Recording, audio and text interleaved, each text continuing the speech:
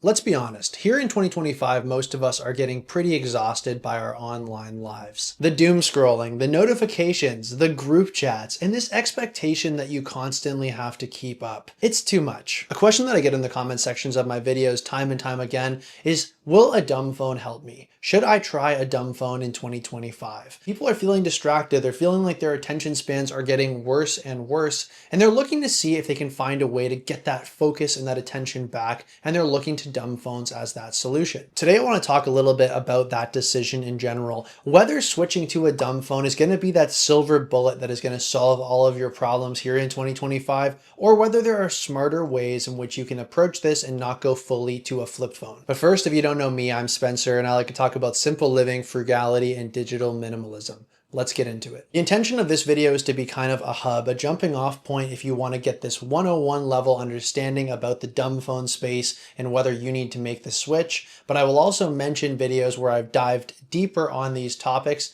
and you can take a look at those in the description or linked above as we get through the video. So first off, I want to talk about the why. Why dumb phones are on the rise and gaining in popularity around this movement of digital minimalism. Honestly, I think that there is a growing feeling of burnout amongst the general population, people feeling like they are just online at all times. They can't get away from that constant flow of information. The majority of people aren't looking to throw away their smartphone or their laptop, the smart world completely, but I think a lot of people can relate that we're feeling this way. I know in my own life, especially since I work as a freelancer in the digital media space, I felt like I needed to be online at all times just to stay networked, connected, and know what's going on in our field. But as a result, I felt like I was online at all hours of the day, and I wasn't really being any more productive. And in fact, that's the funny part about our modern world, is you feel like you're doing more things and you are doing more things, but your productivity really hasn't gone up at all. And I think a big reason why people are looking at dumb phones in general is because the main tool that is our access point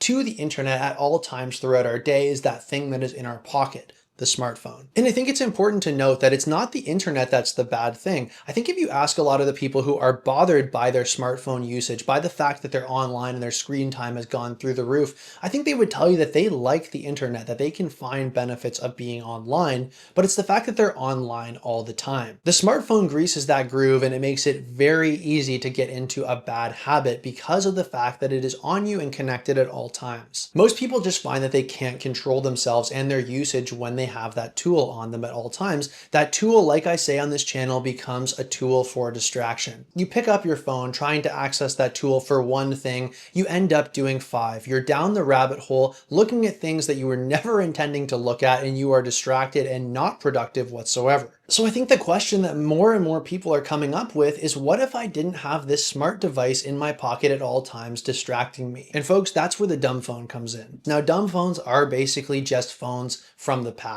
It's that idea of taking the smartphones, stripping out most of the distracting features. You're not going to find things like social media on here. You might not even find an internet browser. The dumbest of dumb phones just do texting and calling. It is stripping down that smartphone to a cell phone again, just a cellular phone. The features are texting, calling, and maybe a few other things, but all of the distracting elements have been removed. I think part of the reason why this is such a popular type of device and approach is because people are nostalgic for a time before all of this smart stuff came about, especially people my age who grew up in the early 2000s, remember things like the Nintendo 64, the PlayStation, going home after school and playing a few games with your friends. You remember a simpler time where you didn't have the anxieties of being constantly connected. So we look back to tools from that era for inspiration. And I think that's why a lot of the dumb phones that we see today are very similar in design and feature set to what we would have seen in that time in the early 2000s. Thankfully, there are a lot of different companies out there making dumb phones and simple tech products that can help address the distraction in the smartphone. The simplest one of all that I started with on this channel was the Punked MP02. Now, this phone is the simplest dumb phone out there pretty much. This thing just does texting and calling. It has a few little features like a calculator and a notes app, but pretty much this thing is as dumb as it gets. This phone is really good if you're looking for that nuclear option. It just has texting and calling, like I said, so you're going to be throwing away pretty much every smart feature that you're going to find in a smartphone, and you're just going to go back to the old cell phone experience. I will also say that the thing with most of these dedicated dumb phones out here today is that they're all pretty expensive for their feature set. These companies work really hard making these dedicated devices that have a digital minimalism bend, but there are cheaper ways to approach it if you're on a budget. Just buying a secondhand Nokia phone is going to be a great option if you want something extremely simple like the Punkt, but you don't want to pay hundreds of dollars. Most phone providers also have different kinds of flip phones like the TCL Flip series, and you can get those for under $100 as well. Another device which I've talked about before on this channel is the Mudita Compact. This is a new dumb phone. It is very simple. It has an e-ink screen, so it's good for your eyes.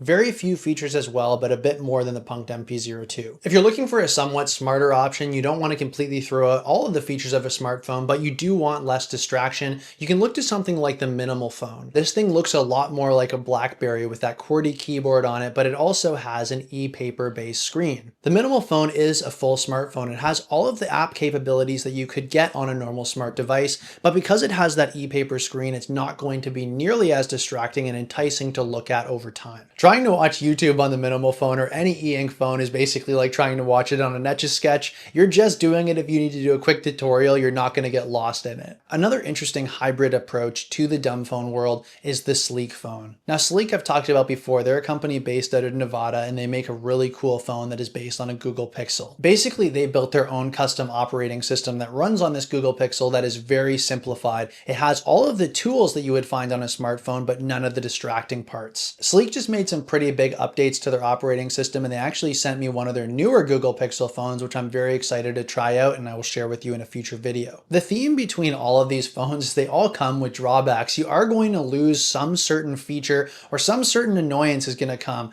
with switching off of your smartphone, all of that ultimate convenience in your pocket at all times to something more limited. And these phones are pricey as well. So let's talk about the alternative then. Dumbing down your smartphone. This is the other option, and I think it's a pretty solid one. You keep your smartphone, but you make it way less distracting. Linked above is a whole video talking about tips to dumb down your smartphone and make it less distracting, but some of the big things you can do is just switching your phone into grayscale mode. I have it set on my iPhone so I can toggle grayscale whenever I want, and I find it way less distracting when that phone is in black and white. The colors really do make a difference. Deleting problem apps off of your phone. If you know that Instagram is a bad one or TikTok for you, just delete it off your phone and access it over the web if you have to. Putting all of your problem apps in a folder and labeling it something kind of mean like brain poison, that's something that I've done in the past. That makes it just hurt a little bit more. You have to press an extra button to get into the apps first of all, but you also know you're going into a folder called brain poison, and that does not feel good. The key here is trying to bring your phone back to the state that it was when the iPhone was first launched,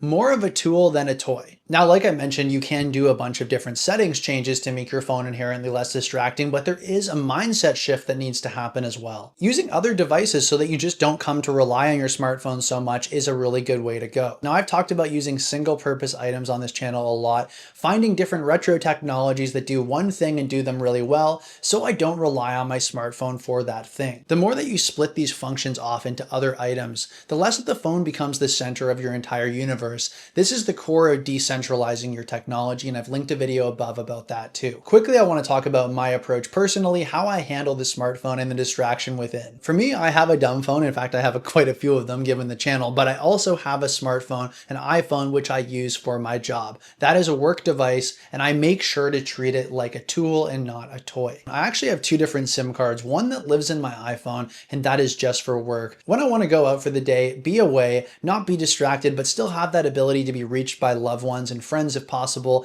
then I just take my dumb phone with me, and my friends and family have that number. Using a dumb phone in this way as a secondary companion device rather than your be-all end-all, I find this to be a really helpful approach. Like I mentioned before, I also use a lot of single-purpose items, so I'm not reaching for my smartphone every opportunity I get. I use an e-reader, so most of my reading is not done on my phone. I also have an iPod for when I want to listen to music, but I don't want to bring the phone with me. And I have a dedicated camera if I want to shoot some photos or some videos and I don't want to pick up a phone. And I've I've experimented going fully with a dumb phone as my single device, but for my life and work situation, I need a bit more functionality. So to wrap this up, we need to answer the question, should you make the switch? And honestly, like many questions, the answer is, it depends. I think if you're extremely addicted to your device, if you're hitting like 6 to 10 hours a day of screen time, and you really feel like you need to break up with this smartphone, even just for a while, to get back a little bit more focus, attention, and build up some resilience offline, then I think a dumb phone might be a great option for you. Going 100% full dumb phone is really a nuclear option, and if you're going to do that, you are going to miss out on some things, but you're going to blow up that relationship that you had with the smartphone, and that might not be bad. However, I don't want to give the impression that you need to ditch your smartphone and go full dumb phone if you want to get that screen time down. It's all about creating a new way of relating to that device. One of the big things I talk about on this channel is finding better ways to distract yourself other than your smartphone. Finding things that excite you so much that you don't pick up that smartphone at any moment of boredom. You go to do that thing instead. This really loops in with that idea of living purposefully. Finding that thing that you feel that you are drawn to doing and going and doing that instead. And I honestly think we need a little bit of boredom for that, to give ourselves that space that we can reflect on how I actually want to meaningfully spend my time and then doing that. Ultimately, folks, I'll leave you with this. The dumb phone is not going to be the perfect silver bullet solution that is going to solve all of your problems. Even if you went full time with a dumb phone, computers are still out there. There's still plenty of other ways to distract yourself. Even 100 years ago, people were still able to waste a day, no problem. This thing isn't going to be a time machine or put you in another reality where distraction doesn't exist. If you want to handle digital distraction in general, you need to come up with new strategies with how you relate to those tools. And that could be a dumb phone. A dumb phone could have a place in there, and you could do it with a smartphone as well. But ultimately, it's going to start here, or maybe up here, a little bit of rewiring of the dome, figuring out how you relate to these tools and finding more healthy ways of doing so. That's about all I have to say for today, folks, but I'm interested to hear what you have to say in the comments section. Are you interested in making a switch to a dumb phone in 2025, or are you going to stick with your smartphone and just find ways to relate to it better? Like I said, if you want to learn any more on topics that I talked about today, I have links down below in the description to videos where I went deeper on those things. Thanks very much for watching, and I'll see you in the next one.